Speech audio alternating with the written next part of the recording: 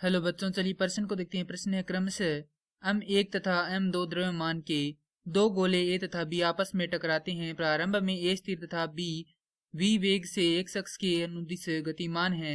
टक्कर के पश्चात b का वेग v/2 उसके प्रारंभिक वेग की लंबवत दिशा में हो जाता है। टक्कर के पश्चात द्रव्यमान a की गति की दिशा होगी। हमें यहाँ पर चार विकल्प दिए गए हैं, हमें बताना है कि इनमें से कौन सा विकल्प सही है। तो प्रश्न को आगे हल करें उससे पहले जो प्रश्न की मुख्य अवधारणा है उस पर विचार करते हैं। तो इस प्रश्न के लिए जो मुख्य अवधारणा है वह हो जाएगी संवेग संरक्षण का नियम।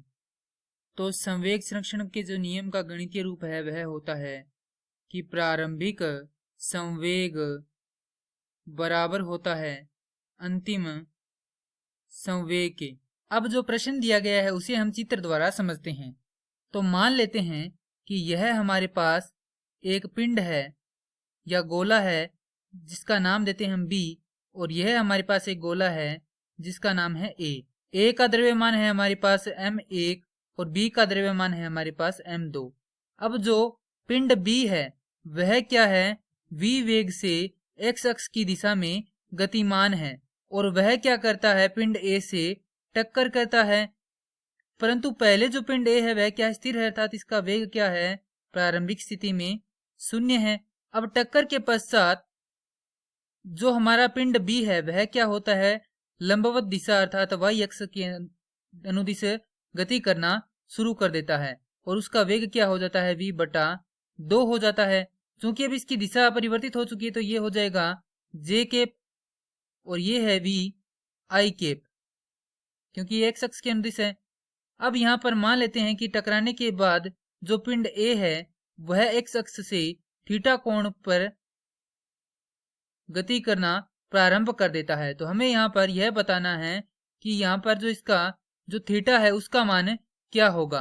तो यहाँ पर लिखेंगे संवेग बराबर होता है mv, m1 गुणा में v बराबर क्या है, 0 है, क्योंकि जो प्रारंभिक संवेग है उसमें जो पिंड A है उसका संवेग क्या है, 0 है, योग m2 गुणा में इसका संवेग कितना है, v i कैप है, बराबर m1 अंतिम संवेग में जो हमारा पिंड A है उसका संवेग जो है वह कितना हो जाता है, वह हो जाता है v वेक्टर योग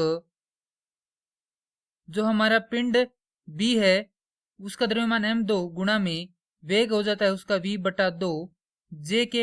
हमें यहाँ पर v वेक्टर का मान निकालना है तो यहाँ पर लिखेंगे ये पद हो जाएगा 0 और ये आ जाएगा हमारे पास m2 v i कैप घटाव m2 v/2 j कैप बराबर m1 v वेक्टर। तो v वेक्टर बराबर हो जाएगा, यहाँ पर इन दोनों में m2 बेनिष्ठ है तो m2 क्या आ जाएगा, बाहर आ जाएगा, भाग में आ जाएगा m1 जो कि v वेक्टर के साथ में था, गुणा में अंदर है हमारे पास v i कैप घटा v/2 j कैप। चूंकि हम जानते हैं कि tan थीटा बराबर होता है y अक्ष में वेग बटा x अक्ष में वेग, तो ये हो जाएगा tan थीटा बराबर y अक्ष में हमारे पास वेग है ऋणात्मक v/2, भाग में x अक्ष में वेग है हमारे पास v, तो tan थीटा बराबर हो जाएगा किसके, v से v कट जाएगा, हमारे पास आ जाएगा ऋणात्मक 1/2, तो थीटा बराबर हो जाएगा tan इनवर्स ऋणात्मक 1/2, या इसे बोल सकते हैं tan प्रतिलोम ऋणात्मक 1/2।